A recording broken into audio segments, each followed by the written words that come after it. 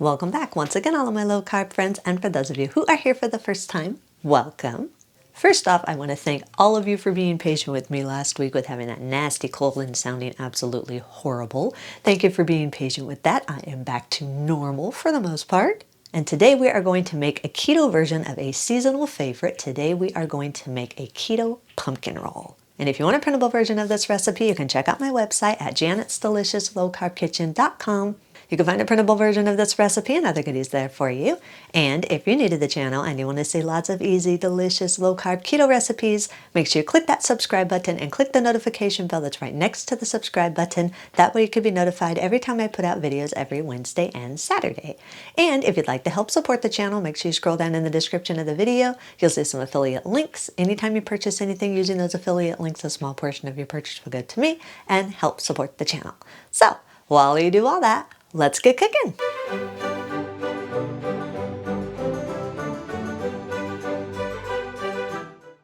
In a medium mixing bowl, place 8 ounces of very soft cream cheese. Make sure it is very soft but not melted. You want it to be soft enough so it mixes in smoothly. Beat the cream cheese on low for about 10 seconds or just until it starts breaking up a little bit. Then increase your speed to medium and beat on medium for around 30 to 45 seconds or until the cream cheese is smooth. If you don't have a hand mixer, you can do this with a wooden spoon. It's just going to take a little bit more work. Just mix it with a wooden spoon until the cream cheese is all smooth. Scrape down the sides of the bowl and push the cream cheese to the center of the bowl. Add 2 tablespoons of very soft room temperature butter. Again, you want this to be very soft but not melted. You just want it to be soft enough so that when you mix it, it mixes together smoothly. And 8 grams or around 2 teaspoons of vanilla extract. You can adjust this more or less depending on how much of a vanilla hint you want in your filling. Beat everything together on low for around 10 seconds or just until everything starts combining. Then increase your speed to medium and beat on medium for 30 to 45 seconds or until everything is smooth. Turn your mixer onto low and gradually add in 47 grams or around 6 tablespoons of the powdered sweetener of your choice. I'm using a powdered monk fruit allulose blend. You can use whatever powdered sweetener you want. You can also add a little bit more if you want your filling to be more sweet. I just like mine just to have a little light sweetness to it. But if you like more of a sweeter tasting filling, you can add a little bit more of the powdered sweetener. Just don't add too much because your filling will be stiff if you add too much.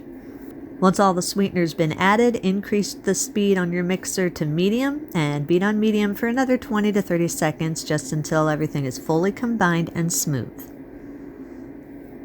And once again, scrape down the sides of the bowl, push the filling to the center of the bowl, and then set it aside for a minute. In a large mixing bowl, combine 84 grams or around 3/4 cup of coconut flour, 50 grams or around a 1/4 cup of the brown sugar sweetener of your choice. I'm using brown monk fruit sweetener. You can use whatever brown sugar sweetener you want. You can also adjust this more or less depending on how sweet you want your pumpkin roll. Add 50 grams or around a 1/4 cup of the granulated sweetener of your choice. I'm using granulated monk fruit sweetener. Again, you can use whatever granulated sweetener you want to, and again, you can adjust this more or less depending on how sweet you want your pumpkin roll. Add 15 grams or around 1 tablespoon of baking powder, 1/4 teaspoon of salt, and 3 grams or around 1 teaspoon of xanthan gum or psyllium husk powder. This is to keep your dough flexible so that when you go to roll the dough, it will keep its shape without tearing, so you do need to have the xanthan gum or a xanthan gum substitute. Add 1 tablespoon of dry pumpkin spice seasonings. If you don't want to buy the pre-made pumpkin pie seasoning, then you can make your own if you want to. I'm using 2 teaspoons of ground cinnamon, a 1/2 teaspoon of allspice, a 1/2 teaspoon of ground nutmeg, and a 1/2 teaspoon of ground ginger. You can change or adjust the spices according to your personal taste. Sift all the dry ingredients all together until everything is fully combined and there are no lumps in the dry ingredients. Add 3 large room temperature eggs. Make sure they are room temperature so everything blends together more smooth. Stir the eggs into the dry ingredients until everything is fully combined and all the dry ingredients are moist. Add a half cup of butter that's been melted and cooled. Make sure it is cooled. You do not want to add hot butter. Stir the butter in until everything is fully combined. Add 46 grams or around 3 tablespoons of room temperature plain yogurt or sour cream. Again, make sure this is room temperature. Room temperature ingredients combine better, which give you a smoother dough, which will give you a smoother roll. Stir the yogurt or sour cream in until everything is fully combined. Add 164 grams or around 2/3 cup of the pumpkin puree of your choice. If you aren't making your own pumpkin puree and you're buying the canned pumpkin puree, make sure it is just pumpkin puree, not pumpkin pie filling. You want just the pure pumpkin with nothing else added to it. Add 8 grams or around 2 teaspoons of maple or vanilla extract. You can adjust this more or less depending on how much of a hint of a maple or vanilla flavor you want in your roll. Stir everything all together until everything is fully combined and you have a smooth, moist dough that's formed. Scrape down the sides of the bowl and push the dough to the center of the bowl. Then form the dough into a smooth ball. Massage the dough ball in your hands for at least 1 minute. This is going to help make sure that you have the right texture in your dough, and it's also going to help absorb some of the extra moisture. This dough is a very moist dough, but it should not be sticky. It shouldn't be so moist that it's not holding its shape. So if it seems like it's too wet and it's either sticking to your hands or not holding its shape well, then you can add very, very small amounts of coconut flour until the dough is no longer sticking to your hands and it's holding its shape well. For me, it's perfect the way it is. I don't need to add anything to it. After you've massaged the dough for 1 minute and you have the right texture, form it back into a ball and place it back into your mixing bowl. Then allow it to sit uncovered at room temperature for about 10 minutes. This is going to help absorb any extra moisture. After 10 minutes, check on your dough. It still is going to be very moist, but it should have absorbed a little bit of the extra moisture and be a little bit more firm. Line a clean work surface with parchment paper. Then place the ball of dough into the center of your parchment paper. Cover the dough with another piece of parchment paper and press or roll the dough out to a long rectangle that's around 9 by 12 inches in size and roughly around a 1/4 inch thick.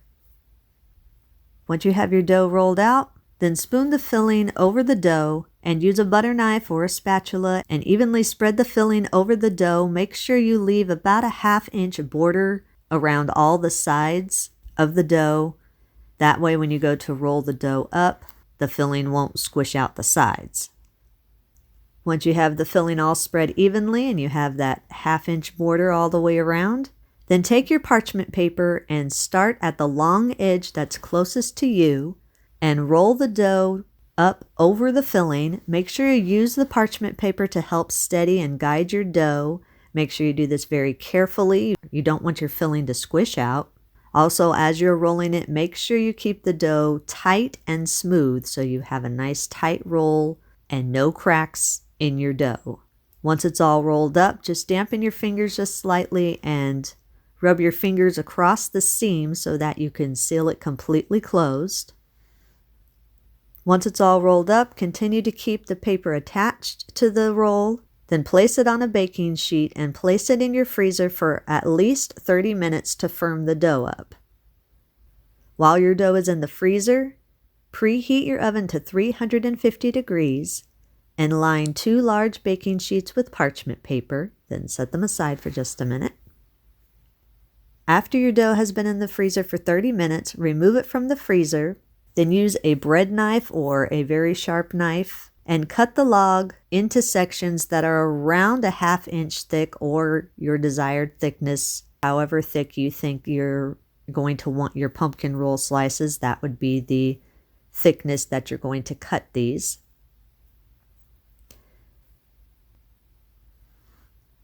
Once you've cut your log into your desired size slices, then use a spatula and transfer each slice onto your prepared baking sheets.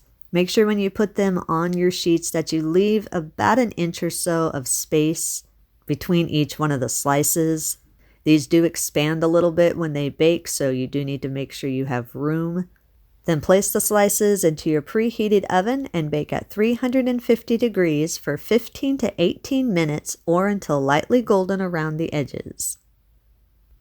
After these are done baking, remove them from the oven. Allow them to cool on the pan for about 15 minutes or so that the slices can firm up. After 15 minutes, line a wire rack with parchment paper. Then use a spatula and transfer the pumpkin roll slices to the wire rack. I like to put them in the refrigerator for another 10 to 15 minutes. This just helps the cream cheese firm up a little bit better. Once your pumpkin roll slices are completely cooled, you can eat them immediately. If you do have any leftovers, store them in an airtight container in your refrigerator for up to 1 week. Eat and enjoy. And that's our recipe of the day. I hope you enjoyed it. If you did and you want to see more videos like this, make sure you click that thumbs up like button, click that subscribe button, leave me a comment if you want to. Let me know if there's any recipes that you'd like to learn how to make, and I'll do what I can to get those out there for you. And as always, keep cooking.